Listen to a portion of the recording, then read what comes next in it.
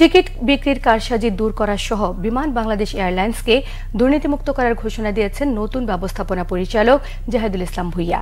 দক্ষ জনবলের অভাব দূর করতে নতুন নিয়োগের পাশাপাশি অপ্রয়োজনীয় লোকবল ছাঁটাইয়ের ইঙ্গিতও দিয়েছেন তিনি। 10 বছরের মধ্যে আরও 32টি উড়োজাহাজ বহরে যুক্ত করার প্রতিশ্রুতি ব্যক্ত করে বিমানের এমডি জানান, নতুন এয়ারক্রাফট কিনতে এয়ারবাসের সঙ্গে আলোচনা চলছে, প্রয়োজনে বোয়িং থেকেও কেনা হবে। রিপোর্ট করছেন জিয়াউল হক সবুজ।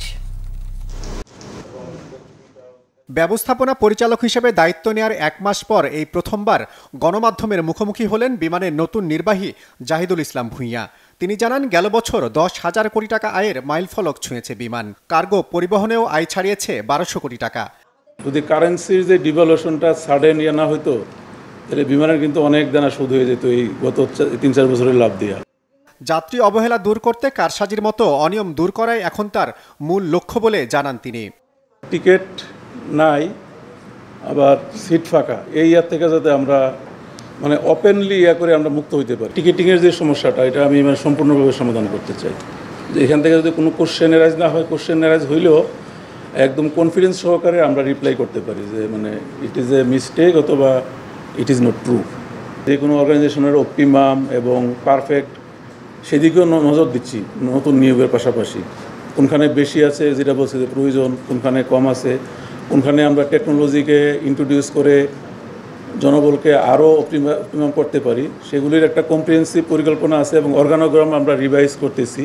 বিমানের শীর্ষ এই নির্বাহী জানান, শাহজালালের 3য় টার্মিনালে সেবা দিতে পুরোপুরি প্রস্তুত বিমান। এজন্য কেনা হয়েছে হাজার কোটি টাকার যন্ত্রপাতি।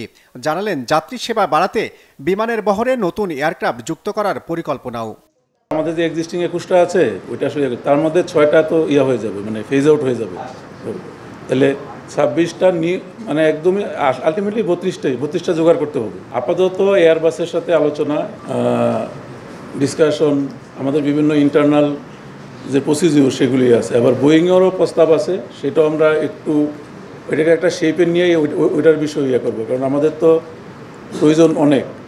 সিডনি ও কুনমিং সহ আরও কয়েকটি নতুন রুটে শিগগিরই বিমান চালুর পরিকল্পনাও জানান বিমানের নতুন এমডি।